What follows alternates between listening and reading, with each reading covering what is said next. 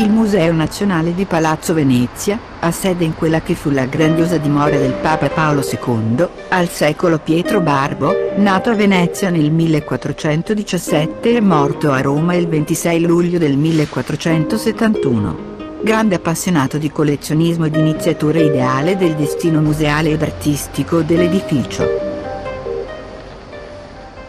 Barbo, originario di un'antica e nobile famiglia veneziana, decise di intraprendere la carriera ecclesiastica allorché il cardinale Gabriele Condulmer, che era fratello di sua madre, divenne papa con il nome di Eugenio IV. La scalata di Pietro alla gerarchia ecclesiastica fu anche per questo rapida. La nomina a cardinale diacono cade nel 1440, quando aveva solo 23 anni. Fin da giovane egli dimostrò una passione per l'architettura e per l'arte, che lo condusse a mettere insieme una rimarchevole collezione, per lo più di oggetti classici. Nell'agosto del 1464 Pietro fu eletto papa e assunse il nome di Paolo II.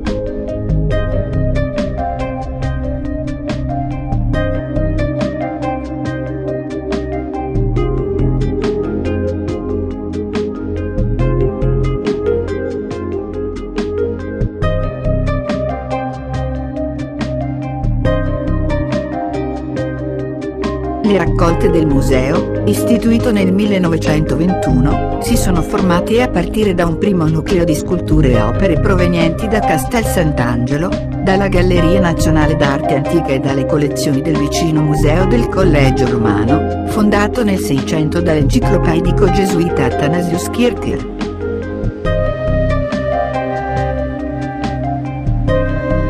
Il materiale artistico dell'originaria collezione era composto di opere prevalentemente di epoca medievale o rinascimentale, testimonianza di particolari settori dell'arte decorativa, come piccoli bronzi, smalti, marmi e ceramiche di manifattura italiana.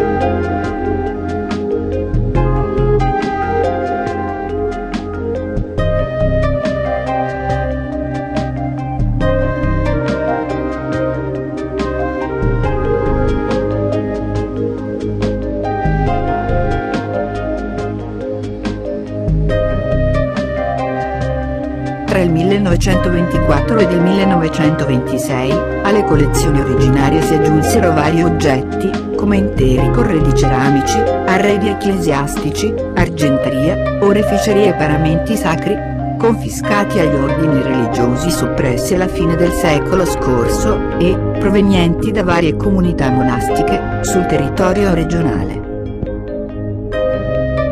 Dopo la parentesi dell'ultima guerra, in seguito a consistenti lasciti, e a numerose donazioni pubbliche e private, il Museo del Palazzo di Venezia ha poco a poco definito la sua fisionomia di grande museo delle arti applicate. Il museo conserva materiali artistici di varia natura ed epoche storiche, collezioni di dipinti su tavole e su tela dei secoli X, pastelli settecenteschi, una ricca serie di sculture lignee italiane e tedesche, una pregevole collezione di bozzetti e rilievi in terracotta del 500 e 600, marmi altomedievali e rinascimentali, una vastissima collezione di ceramiche e una sezione di tessuti, che annovera, oltre ad una significativa serie di arazzi, tappeti, stoffe moderne di uso sacro e di uso profano, anche pezzi merletti, copricapo e acconciature di manifatture foggevarie. Oltre al vasto repertorio di cassoni, e mobili in genere, di ferri battuti, di serramenti.